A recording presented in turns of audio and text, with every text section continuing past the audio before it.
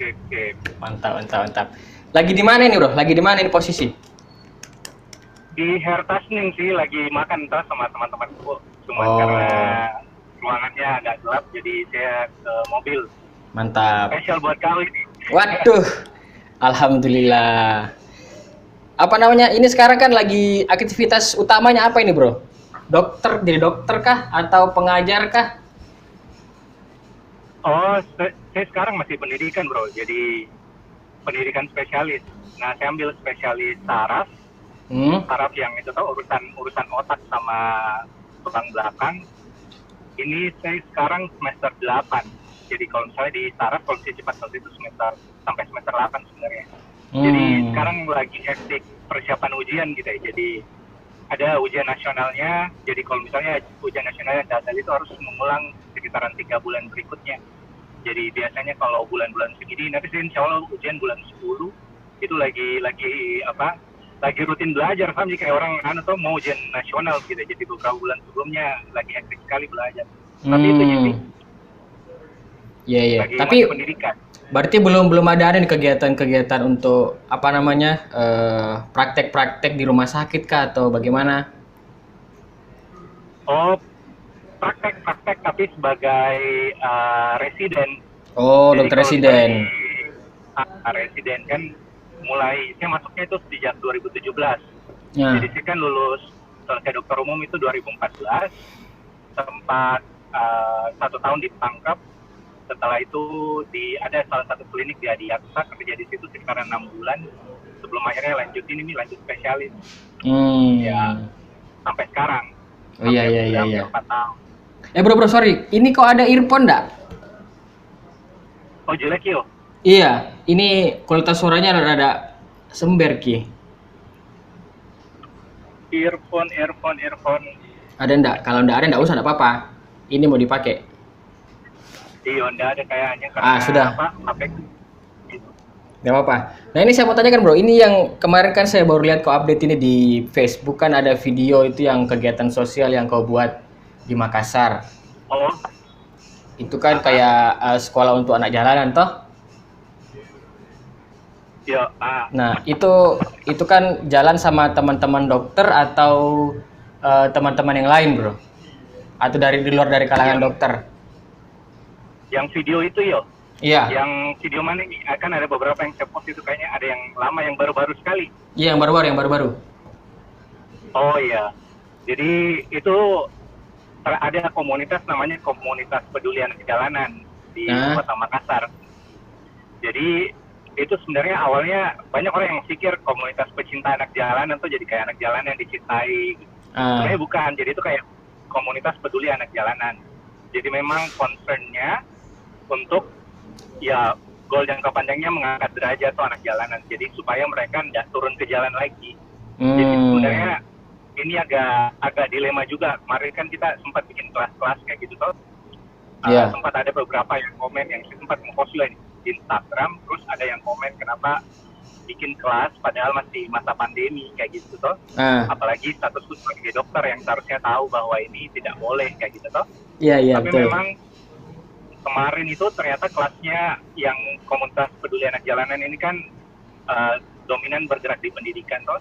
Kemarin Iya. kita sempat stop sekitaran 3 bulan selama pandemi dan ternyata efeknya negatif. Mereka akhirnya kembali turun ke jalan. Jadi mereka itu kalau bukan Hmm. kerja kayak memulung sampah, mereka jadi juru parkir baik Indomaret, Alfamart kayak gitu, Hmm. atau kalau istilah Makassarnya Palingbung, jadi Pak Ogah yang Iya. mutar-mutar mobil kayak gitu loh, Iya, iya, iya. menyeberangkan mobil dan kawan-kawan. Jadi ternyata mereka kembali turun gitu ya. Jadi kemarin ini diinisiatifkan kelasnya kembali dibuka, tapi lebih jarang. Jadi cuma 2 sampai 3 kali seminggu. Sebelumnya tuh Senin Hmm. sampai Jumat. Saya juga baru masuk sebenarnya. Jadi ya alasannya masuk karena saya juga orang yang agak risih dengan anak jalanan awalnya gitu kan. Hmm. Jadi kayak pagau begitu kayak juga kenapa kayak ini harus dibayar parkir Indomaret, bahkan kalau Indomaret tuh kita datang nggak ada pipas mau pulang baru ada tukang Baru parkirnya datang, gitu ya. iya. Iya, betul. So, jadi kayak saya juga berpikir saya prinsipnya sih saya suka menjadi bagian dari solusi gitu ya. Karena percuma Hmm. kita bisa menganalisa masalah kalau kita nggak bisa menjadi bagian dari solusinya. Jadi Hmm. menurutku masuk ke komunitas peduli anak jalanan ini salah satu bentuk solusi yang saya mau bangun berkaitan dengan masalah yang selama ini berputar di otakku gitu. Kenapa harus ada anak jalanan? Dan ternyata Hmm. pas masuk lumayan visioner orang-orangnya, dan ya itu salah satu kesibukanku sekarang. Hmm. Terus saya mau tanya ini juga bro, kan ini kan kau bergerak di bidang anak jalanan. eh Hmm? ini kita diskusi, nah kita diskusi karena saya juga punya ada pandangan lain sebenarnya. Hmm? Itu ngefek nggak sama kesejahteraan anak-anak jalanan itu sendiri? Karena yang kita tahu kalau yang sepengetahuanku, yang sepengertianku itu kita tidak bisa mendidik anak-anak kalau perutnya itu belum kenyang, bro. Itulah mengapa mereka pas tidak ada lagi sekolah-sekolah ini, mereka kembali ke jalanan lagi karena sebenarnya kan mereka tujuan utamanya kan untuk cari uang. Apakah tidak ada juga komunitas yang memang mungkin mereka ini galang dana untuk membiayai kehidupannya anak-anak jalanan ini tadi plus juga diberikan pendidikan. Menurutmu itu bagaimana? Oke, jadi memang ya fenomenanya kalau misalnya kita tarik mereka dari jalanan, jadinya pemasukannya kan jadi kurang memang kayak Betul, gitu efeknya. betul. Tapi kebetulan saya orang baru, saya belum berbuat banyak sebenarnya. Tapi dari cerita-cerita yang diceritakan ke saya, jadi awal-awalnya komunitas ini tuh mereka tidak pendekatan langsung ke anak, mereka pendekatan ke orang tua dulu. Jadi selama ini anak-anak itu sebenarnya mereka turun ke jalan, ada yang memang untuk membantu ekonomi orang tua, ada juga anak jalanan yang memang untuk jajan pribadi. Jadi mereka pakai Ya. untuk itu. Jadi pendekatannya selain ke anak jalanannya, kemarin juga dilakukan pendekatan banyak ke orang tua, dan akhirnya para orang tua mengerti, dan akhirnya mereka ikhlaskan anaknya untuk belajar di kelas yang kita bikin. Jadi kalau masalah perut, masalah makan, sampai sekarang sih belum ada masalah. Sampai sekarang mereka masih cukup baik dari segi makanan. Tapi permasalahannya memang anak jalanan itu bukan berarti mereka nggak punya banget duit buat makan gitu ya. Jadi mereka sebenarnya bahkan kebanyakan orang tuanya itu lumayan lama naik motor, walaupun tinggal di daerah yang tergolong di bawah garis kemiskinan. Tapi kebanyakan mereka naik motor, jadi mereka ada di biaya untuk hidup sehari-hari. Tapi memang mindsetnya mereka mindset jalanan kayak gitu. Jadi walaupun sebenarnya mungkin basic needs-nya sudah cukup, tapi mereka berpikir mereka tetap harus turun untuk memenuhi kebutuhan-kebutuhan lain kayak gitu. Jadi selama ini kita jalan, basic needs-nya mereka tetap terpenuhi dari segi pakaian, dari segi makanan, tapi yang kita approach itu dari segi perubahan mindset-nya, itu sebenarnya tujuannya. Betul. Tapi selain itu kita juga ada donatur by the way, beberapa kali buka open donation, ada juga kayak CSR perusahaan itu beberapa kali sempat dapat. Jadi terbantu dari situ juga. Alhamdulillah. Nah itu sih bro, kalau saya sih pribadi begini, melihat karena kan kita tidak bisa menyampingkan yang namanya privilege toh. Setiap anak pasti punya privilege-nya masing-masing. Nah sama seperti kalau saya di Surabaya pun begitu. Kenapa ada anak-anak yang tergolong mereka itu berada di lingkungan yang apa namanya lingkungan orang-orang menengah ke bawah, tapi mereka pun itu karena tempat tinggal mereka itu berpengaruh dengan referensi-referensi kehidupan mereka. Betul. Nah itu yang saya lihat saya lihat banyak kenapa orang-orang berbicara masalah privilege di internet kan sering kita lihat orang berbicara privilege, orang bisa banding-bandingkan. Betul. Mereka banding-bandingkan dengan pencapaiannya ini, pencapaiannya itu, padahal ya kita tahu sendiri pencapaian anak orang-orang yang seperti ini ya karena mereka dapat privilege dari orang tuanya. Tapi sebenarnya itu kalau privilege itu saya bilang lebih kepada referensi sebenarnya. Nah, apa namanya? Privilege itu referensi dari referensi itu yang harusnya yang kita dikasih dari orang tua apa namanya? Sebagai tolak ukur untuk apa ya? Berkiblat tuh begitu ya. Jadi kalau kiblat ini kalau pendidikanmu siapa? Terus dari masalah entertainment pun kiblatmu dari siapa? Itu kan menentukan sebenarnya. Sorry tadi agak terganggu. Gimana? Tapi bisa terus toh? bisa. Oke, saya ulang. Gimana? Jadi begini. Jadi eh, kan yang kita balik lagi bahas masalah yang tadi apa privilege itu. Sebenarnya kan kalau yang saya lihat itu sebenarnya privilege itu terlebih kepada referensi-referensinya anak-anak pas dia masih kecil. Referensi-referensi itu ibarat kalau kita kalau bermusik itu kiblatmu siapa? Kalau kiblat itu musik-musik barat atau musik-musik lokal yang dangdutan, kan bisa seperti itu. Nah, begitupun dengan mindset orang-orang bisnis ataupun mindset pendidikan. Nah, mindset pendidikanmu ini seperti apa? Referensi-referensi apa yang kita bisa hadirkan untuk anak-anak yang kira-kira mau kita benahi mindsetnya. Saya pun sendiri, kan saya sudah punya anak umur hampir 4 tahun, tinggalku pun bukan di daerah-daerah perumahan-perumahan yang besar. Saya malah perumahan-perumahan yang kebanyakan itu orang-orang yang berpendidikan menengah ke bawah. Cuman yang saya mau tekankan ini privilege yang saya berikan ke anakku tuh bukan masalah dana atau bagaimana, tapi referensi-referensi yang kita bisa kasih. Kalau saya sih berpikirnya seperti itu. Dan apa namanya kayak tontonan YouTube, ya toh dia bisa bahasa Inggris atau tidak itu kan semuanya privilege dari orang tua yang kita kasih. Jadi kayak anak tetangga sama anakku beda tontonannya. Dia kalau anakku nonton Twinkle Twinkle Little Star, contohnya seperti itu lagunya. Tapi kalau anak di tetangga aku tontonnya dia dangdut di YouTube. Jadi itu salah satu privilege yang menurutku yang memang sangat berpengaruh sih terhadap sama mental sama mindsetnya anak-anak. Kayak gitu. Nah, apakah di komunitas pedulian jalanan ini juga begitu di Makassar? Dikasih referensi-referensi juga enggak? Oke. Saya setuju sih itu masalah privilege dan kaitannya dengan referensi-referensi. Jadi memang kalau misalnya kita tanya anak-anak yang ada di lingkungan kedokteran, cita-citanya apa? Ya cita-citanya jadi dokter. Anak yang orang tuanya pengacara, ya cita-citanya jadi pengacara. Karena memang dia juga tidak minta dilahirkan di keluarga seperti itu, toh. Betul. Jadi anak yang orang tuanya bisnis, ya less likely dia bakalan memilih untuk jadi dokter. Karena dia selama ini melihat orang tuanya berhasil dengan bisnis. Jadi memang mindsetnya ke arah sana. Apalagi anak-anak itu cenderung copycating ke orang tuanya sebagai role model yang paling dekat dengan dia. Nah, jadi kalau misalnya di komunitas pecinta anak jalan, komunitas peduli anak jalanan, memang referensinya yang ditampilkan banyak karena memang itu datang dari beberapa profesi. Jadi di dalam itu ada dokter, ada dosen, ada orang hukum, ada orang teknik dan kawan-kawan. Jadi memang referensi mereka lebih banyak. Cuman memang mungkin ke depannya bakalan diberikan paparan lebih detail lagi bahwa banyak sekali hal-hal yang bisa kau dapatkan. Menurutku itu salah satu juga problem yang ada sekarang. Jadi kebanyakan orang tua itu menganggap YouTube atau gadget itu sangat toksik sebenarnya.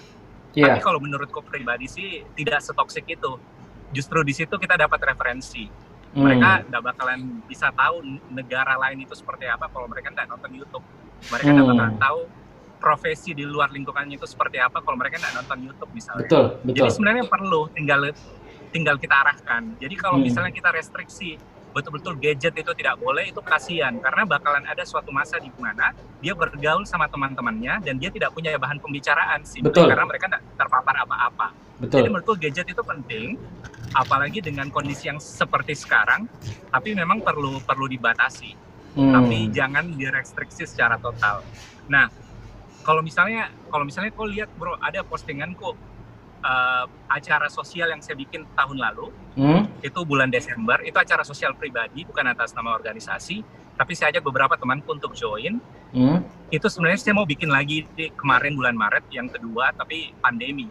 Jadi saya sudah hubungi sekolahnya dan kawan-kawan, tapi tiba-tiba keluar dari dinas pendidikan tidak boleh bikin apa-apa, jadinya di cancel. Tapi yang saya bikin yang lalu itu berkaitan dengan itu. Jadi saya mau kasih paparan. Jadi memang saya punya niat, saya mau keliling sekolah dasar, targetku sekolah dasar, di Sulsel dari satu daerah ke daerah lain, karena menurutku di daerah-daerah itu mereka kurang paparan. Ya, kurang betul. referensi nanti. Kurang referensi akhirnya. Mereka kurang mengetahui bahwa ada banyak profesi selain dokter yang kau lihat. Ada banyak profesi selain guru misalnya. Ada banyak profesi selain guru mengaji misalnya, ada banyak profesi selain ibu rumah tangga dan kawan-kawan, supaya mereka banyak pilihan. Jadi kemarin itu saya bikin yang pertama itu di salah satu SD di Malino, Goa.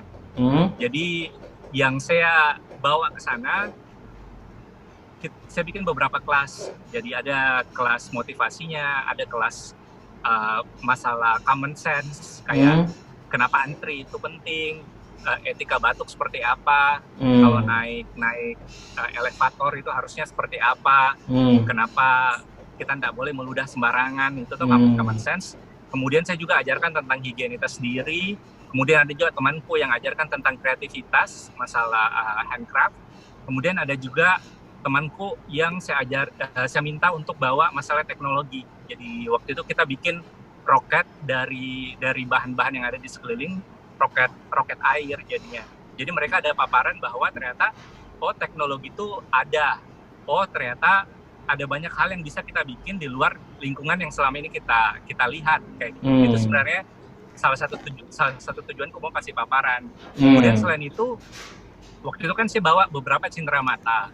Yeah. Nah, saya maunya mereka dapat paparan bahwa ada loh barang-barang seperti ini kayak gitu. Jadinya waktu itu saya bawanya itu cenderamata yang memang mereka tidak bisa beli di daerahnya mereka, dan itu cuma bisa dimiliki oleh anak-anak perkotaan. Jadi itu betul-betul saya bawa cenderamatanya yang bisa memperlihatkan ke mereka bahwa ada dunia di luar lingkungan yang mereka selama ini jalankan. Contohnya, kalau tidak seperti itu. Contohnya seperti apa cenderamatanya? Waktu itu saya bawa banyak tumbler sih. Jadi, tumbler. Dan itu bukan tumbler. Ya memang kalau misalnya kita mau buat perubahan kan memang harus ada biayanya toh. Betul, ada effort. Ada effortnya. Waktu itu saya bawa tumbler yang memang standar anak-anak sini pakai tumbler itu. Jadi di sana saya bikin kompetisi dan mereka bakalan dapat tumbler itu. Dan mereka beberapa dari mereka sangat amazed dengan barang-barang yang kita bawa dan dengan ilmu-ilmu yang kita tawarkan, yang memang bahkan guru-gurunya itu banyak dapat ilmu baru dari hal-hal yang kita ajarkan. Jadi memang paparannya, kalau misalnya mereka tidak dapat paparan orang luar, jadinya nanti cita-citanya juga mentok sih kayaknya. Betul memang. Jadi itu penting. Paparan itu penting sekali. Iya, nyata bro. Jadi referensi itu menurutku krusial, karena kan sekarang kan apalagi kita kan sekarang sudah masuk di zaman digital, di mana itu sekarang kita mau konsumsi konten seperti model apapun bisa sesuai dengan apa yang kita mau. Kita sukanya tentang mekanik, di YouTube banyak mekanik, kita mau bisa belajar. Saya pun dulu kalau mau belajar, saya dulu suka videografi, tapi tidak punya alat. Saya bisa maksimalkan apa alatku ini. Nah, akhirnya saya juga belajar dari YouTube kebanyakan. Saya suka dengan internet marketing, konten kreatif dan lain-lain. Akhirnya saya bisa belajar dari YouTube dan saya tahu dari situ. Dan itu bisa menghasilkan untuk saya. Iya. Nah, itu makanya saya bilang itu tadi yang kau lakukan di komunitas peduli anak jalanan ini sebenarnya sangat penting. Kenapa? Karena untuk anak-anak ini paparan dan referensi dari luar itu penting sekali. Itu bahkan melebihi dari pendidikan formal di sekolah menurutku loh ya. Karena saya pun menurutku pun saya sendiri pun menurutku anakku ini pengennya sih saya kasih homeschooling dan lebih kepada kita belajar keluar daripada kita harus belajar sekolah selama 8 jam.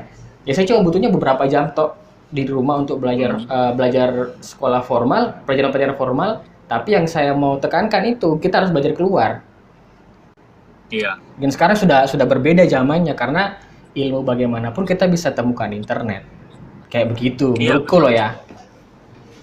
Dan kalau misalnya kita kayak restriksi internet ke anak-anak tuh, jadinya ya kita nggak bakalan pernah tahu nanti kalau misalnya dia bergaul di luar, mereka bakal dapatkan paparan internet seperti apa.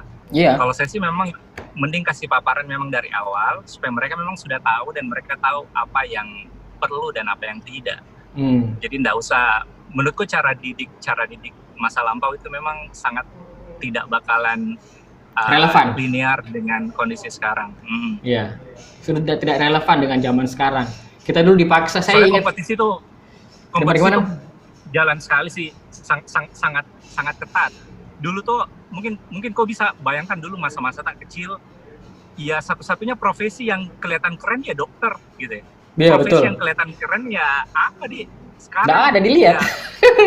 we'll never know ternyata YouTuber itu keren sekali gitu loh. Iya, We'll betul. never know ternyata musisi sekarang berkembang sekali dan kawan-kawan. Jadi Betul. sekarang itu dokter bukan lagi satu-satunya profesi yang diagung-agungkan. Hmm. Banyak sekali profesi lain yang jauh lebih keren sekarang. Betul. Mm-mm. Dan itu saya tadi barusan bicara sama Bia. Kenal Bia toh? Iya, tahu. Nah, Bia kan dia ada di Jerman, pernah kuliah di Jerman, dan sekarang dia sudah balik. Tadi saya barusan bicara di grupnya Spendel Business itu tentang kenapa anak-anak di ibu kota itu berbeda dengan anak di Makassar. Sama seperti ketika saya bahas tentang podcast, konsumsi podcastnya orang-orang Makassar ini apakah sama dengan konsumsi podcast di Jakarta dan di kota-kota besar. Dan itu memang menurutku saya tidak tahu data realnya seperti apa, cuman menurutku memang beda konsumsinya. Kenapa? Karena di Jakarta itu lebih fast moving kayak begitu ya. Lebih cepat pergantian konten, orang-orang juga lebih cepat dengan update masalah sosial, orang-orang cepat dengan yang namanya isu-isu yang ada di Twitter dan lain-lain. Sementara yang di daerah-daerah itu tidak sempat update seperti itu. Iya, betul. Itu yang saya bilang ya itu tadi balik lagi privilege itu tadi sebenarnya referensi-referensi yang kita bisa dapatkan dari kehidupan sehari-hari. Iya, itu sebenarnya memang beda sekali sih. Kenapa? Tapi itu kan menurutku itu problem yang tidak bisa ditangani pada masa gitu. Tapi Betul. itu problem itu bisa banget ditangani sekarang karena Betul. memang paparan internet ada di mana-mana. Seharusnya perbedaan referensi itu sudah tidak ada sekarang. Jadi ini sebenarnya tergantung dari kita mau melakukan perubahan atau tidak. Jadi menurutku kayak misalnya Ikhlas toko di Surabaya, misalnya saya di Makassar. Nah, jadi kita sama-sama sadar bahwa banyak sekali daerah di luar kota metropolitan yang kita tinggali sekarang, itu mereka tidak dapat paparan yang sama. Mungkin mereka dapat internet, tapi mereka gunakan internet itu ya untuk nonton dangdutan atau nonton apa yang membuatnya mereka sekedar refreshing, senang-senang tanpa mereka tahu internet itu bisa digunakan sebagai referensi yang sangat positif.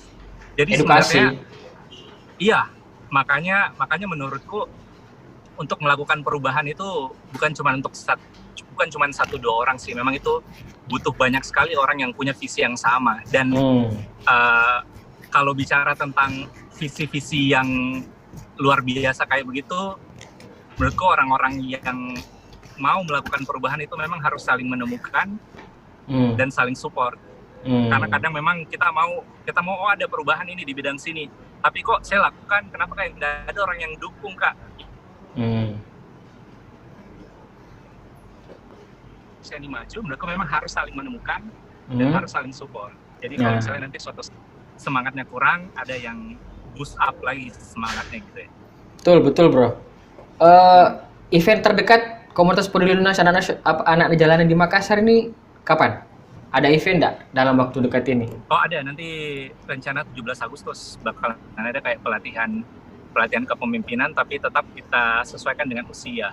Jadi memang ini problem usia. Jadi kayak semuanya kita sesuaikan sih. Jadi kemarin kan saya sempat kasih materi edukasi seksual juga, by the way, Ikhlas. Boleh di? Boleh. Iya, saya sempat kasih edukasi seksual, tapi saya sesuaikan dengan usia. Jadi memang itu ada kayak dikeluarkan oleh United Nations. Jadi ada kalau misalnya usia segini edukasinya itu apa, usia segini edukasinya apa, usia segini edukasinya apa. Jadi kemarin saya ambil yang untuk 9 sampai 12 tahun kalau tidak salah. Jadi ada memang beberapa edukasi seksual yang sangat penting karena memang kayak pelecehan ada di mana-mana dan betul. Anak-anak sekarang sudah banyak jadi target. Jadi tidak boleh lagi dijadikan hal yang tabu untuk dibicarakan. Jadi mereka memang harus tahu, tapi sesuai usia gitu. Cuman sih bro, kalau sekarang kan Indonesia ini posisinya adalah negara konservatif. Menurut kita itu konservatif ke agama, dan itu bagi mereka itu pendidikan seks itu tabu. Nah ini yang harusnya kita ngasih edukasi ke orang-orang. Ini bagaimana caranya kita komunikasikan biar yang namanya pendidikan seks tidak tabu. Saya pun sendiri punya anak umur 4 tahun, mau hampir 4 tahun. Saya masih bingung apa yang saya bisa kasihkan ke anakku ini. Padahal kemarin anakku tuh sudah, pas saya mandi sama-sama dia tanya, "Loh, Bapak kok ada rambutnya?" kok kayak ayam Oh, gitu. saya lihat- Makanya saya Iya. saya bingung mau jawab apa. Iya bingung. Ah, Itu makanya ya, saya bingung kayaknya karena memang tidak karena ada. memang kok kurang referensi mungkin. Betul, makanya bro. Ya, Saya kurang referensi memang untuk selama parenting ini- pendidikan seks.